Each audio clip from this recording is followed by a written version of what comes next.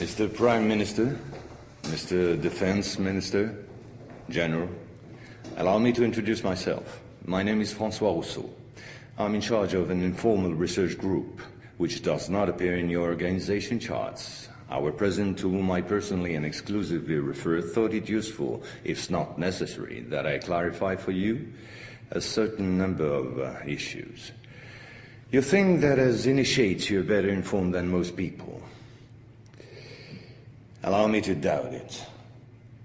At this very moment, things are taking place. They are somehow serious enough for the informations and documents that I kept for you be revealed to you now. In a word, a manipulative operation unparalleled to this day on a planetary scale is being implemented and will be the final subject of my talk. As regards our era, everything in reality started just before World War II. Hitler had broken certain taboos, such as taking recourse to occultism and secret societies. The Ahnenerbe, a Nazi organization assigned with, among other things, archaeological and anthropological research, found this during an expedition to Afghanistan. This flying object is called Vimana, or Astra, by the Hindus. Moreover, during exploration of the subsoil by the Russians and Chinese in 1927, traces of a very ancient nuclear explosion were detected. Certain sedimentary layers had been atomically vitrified 50,000 years ago. The very same phenomenon can be observed around today's nuclear test sites.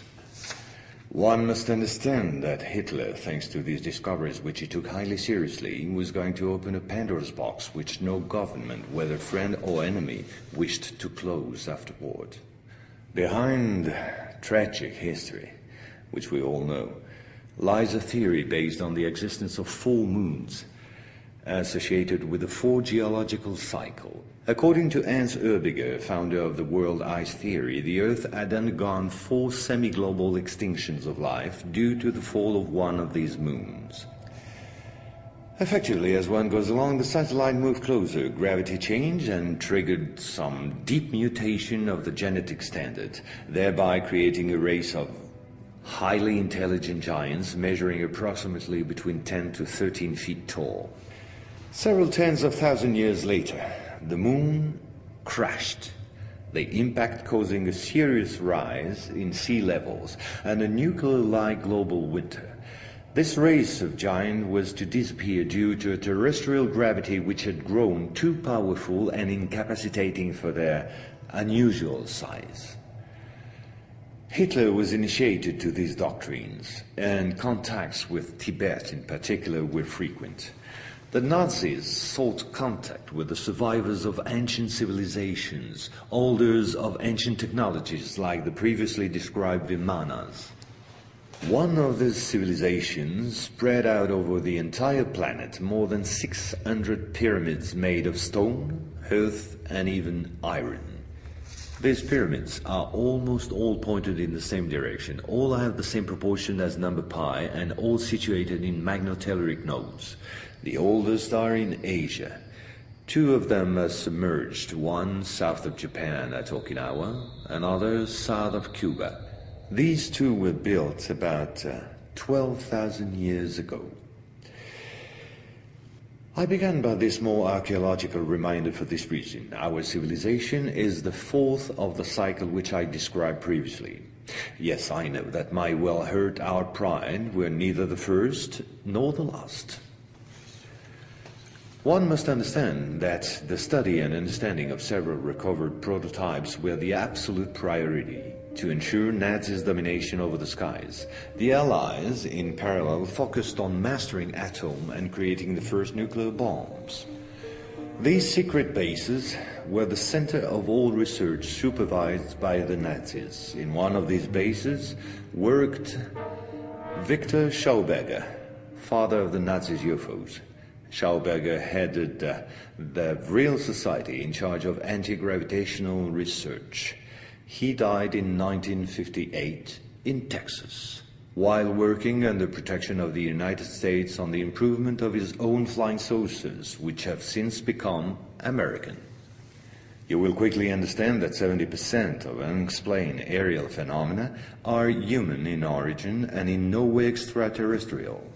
Once World War II was over and Nazi technology had been systematically plundered by both Americans and Russians, the first challenge was to carry on and even complete the Nazis' research in great secrecy. The program, called Project Rainbow, especially known for the Philadelphia experiment, was the immediate proof. Mathematician von Neumann, who collaborated with Albert Einstein and Nikola Tesla on behalf of the Navy, succeeded in accidentally teleporting a Cannon-class destroyer escort, the USS Eldridge. These photos, supplied by Morris K. Jessup before his suspicious death, are rare testimonies for this unique experiment. In the same time, the first Indo-Aryan technology prototype trials did not go by unnoticed. The military had come up with a more efficient parade than secrecy. At about the same period, Kenneth Arnold, US Air Force pilot and CIA agent, launched the greatest operation in manipulation ever concerning the existence of UFOs.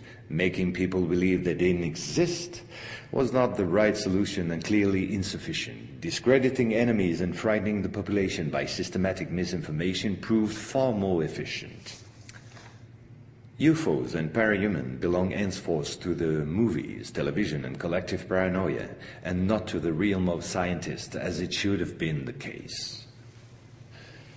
In May 1947, the American Secret Services discovered the existence of an ancient terrestrial UFO secretly recovered by the Russians, which had crashed into the Altai Mountains along their border with Mongolia. Tension between the two blocs immediately rose a serious notch. The discovery was spectacular, and so not to lose face, the Pentagon, in tandem with the CIA, decided to tell lies and imagine a huge bluff to convince both the Russians and the world at large that they too recovered an UFO in Roswell in July 1947. Of course, it wasn't true, but the bluff worked all the same.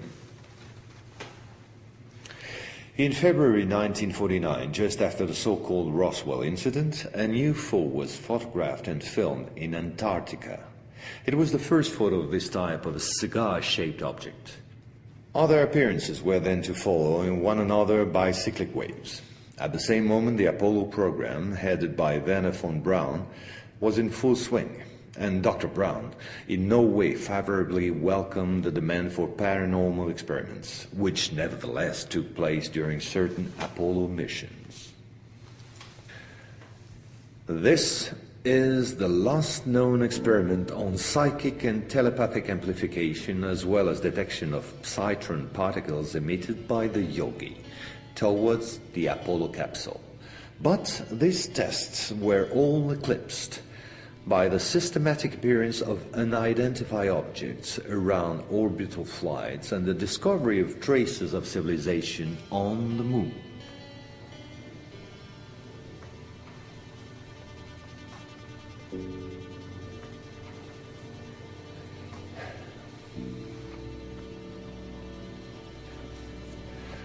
NASA had to face an avalanche of data and embarrassing proofs. The only solution was to put everything under the cloak of defense secret.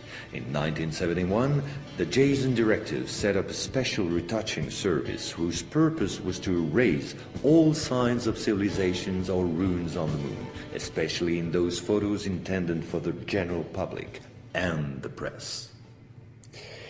In June 1965 has appeared this in a satellite report in the area of the